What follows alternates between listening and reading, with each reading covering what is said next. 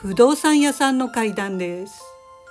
このお話は以前人形のお話でもご紹介した元神主のよしさんからその長く宝飾についていた時に体験した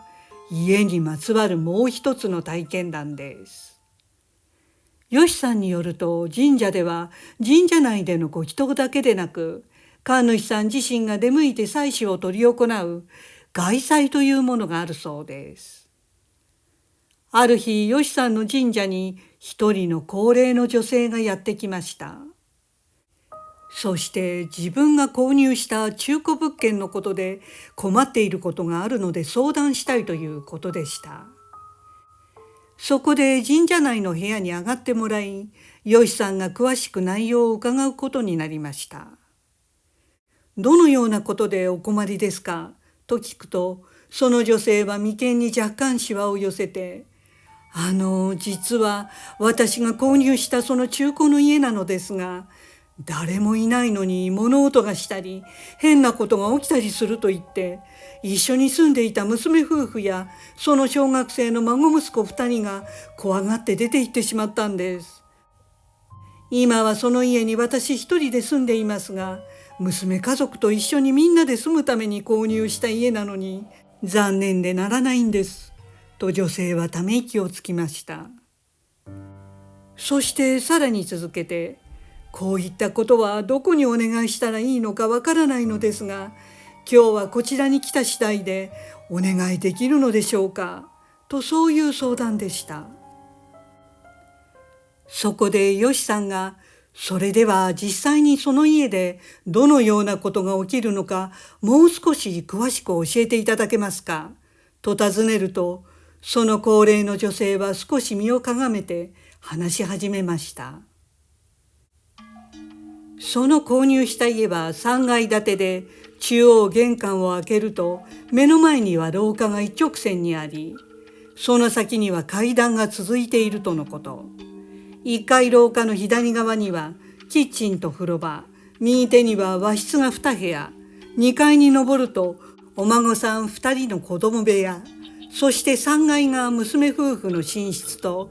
隣に使われていない部屋がもう一つあるということでした。おかしな現象とは、その3階の娘夫婦の寝室の隣の部屋で起きるそうです。娘夫婦が深夜寝ていると、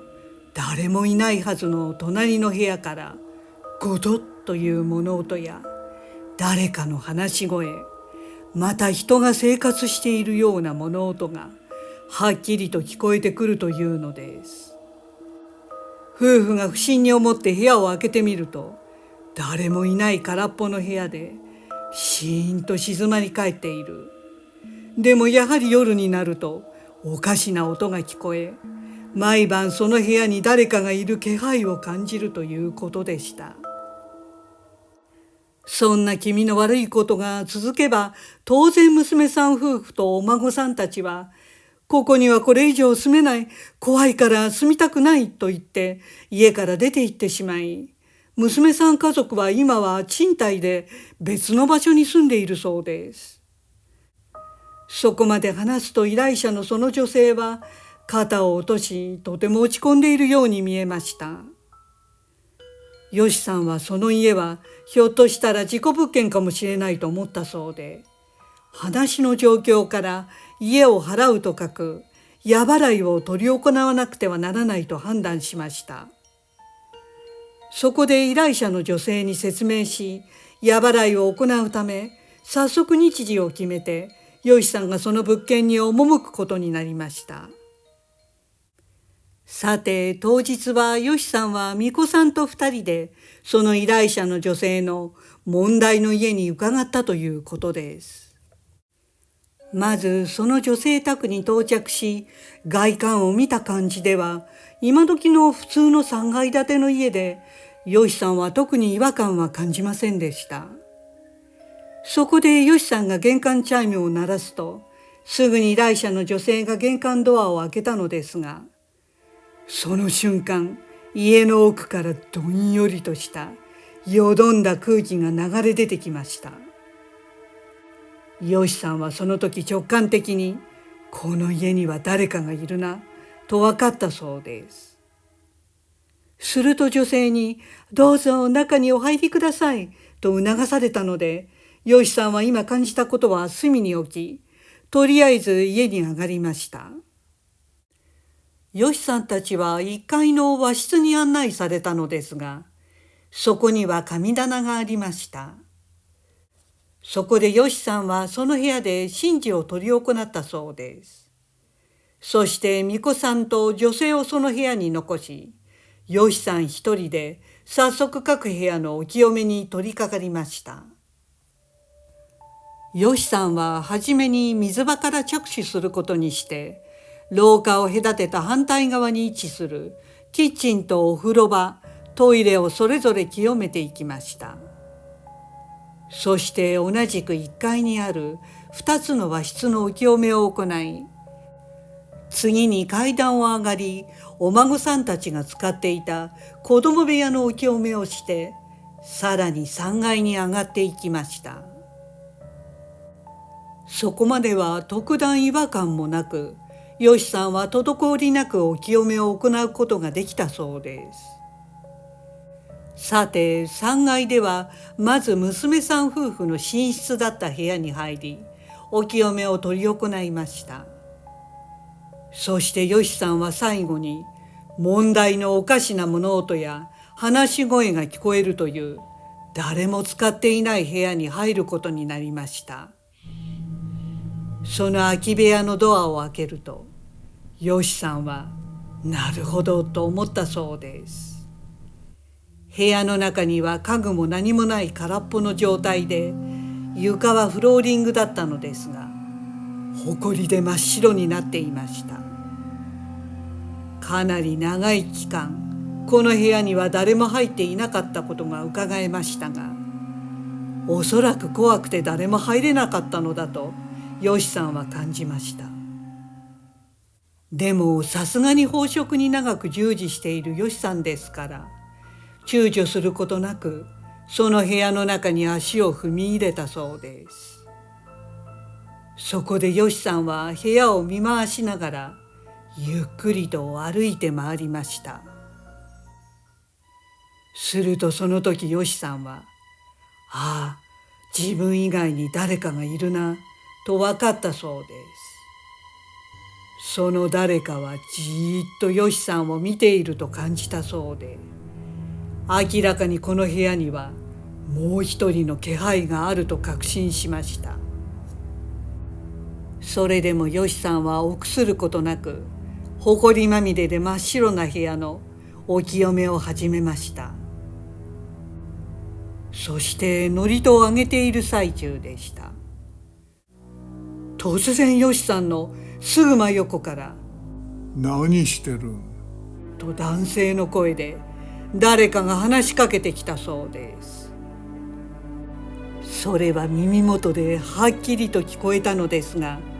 それでもヨシさんはその声を無視して祝詞をあげ続けました。するとまた耳元で「誰?」と聞こえました。それは何かに怒っているように聞こえたそうです。ヨシさんにはもちろんこの声をかけてくる男性はすでに亡くなっている人であるのが分かっていたので、中断することなく最後までずっと祝詞をあげていました。その間も「出て行け」などいろいろな悪態をヨシさんは言われ続けたそうです。その時その男性の霊の姿形は見えなかったのですが、声だけははっきりとまるで真横にいる人が話しかけてくるように聞こえていたということでした。そして部屋のお清めを一通り終了すると、ヨシさんはこの家に執着するその男性の霊に初めて語りかけました。もうこの家は他の方が住んでいて、あなたの家ではないんですよと明確に諭したそうです。そしてヨシさんはその部屋を後にして依頼者と巫女さんがまず1階に降りて行こうとしたまさにその時でした。いきなり1階からギャーという恐怖の絶叫のような依頼者と巫女さんの悲鳴が聞こえてきました。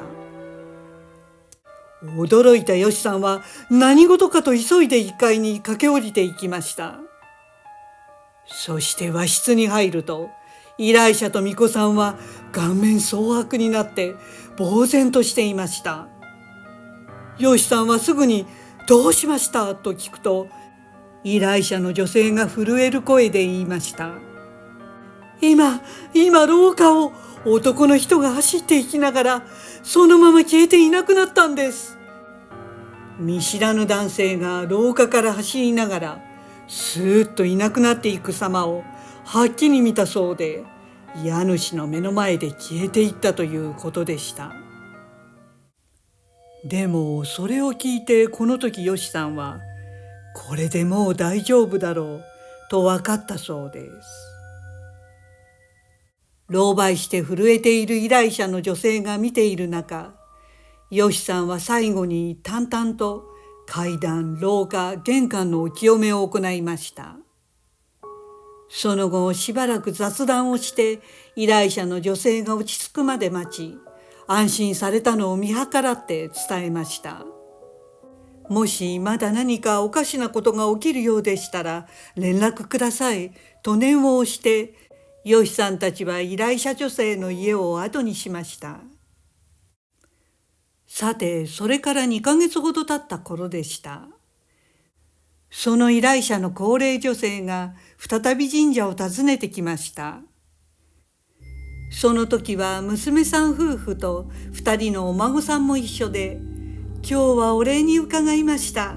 と言って、あれから男性の霊を見ることもなく、物音も聞こえなくなり、家族がまた一緒に暮らせるようになったということでした。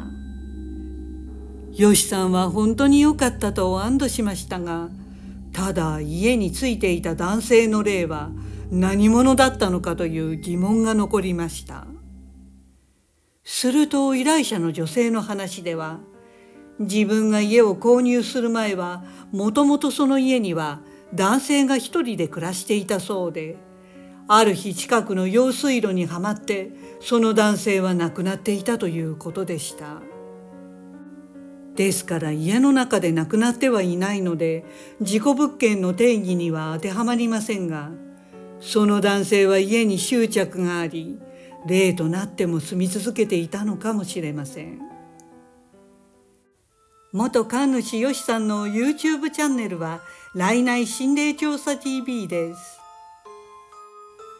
ご視聴ありがとうございました。よろしければチャンネル登録といいねボタンをお願いします。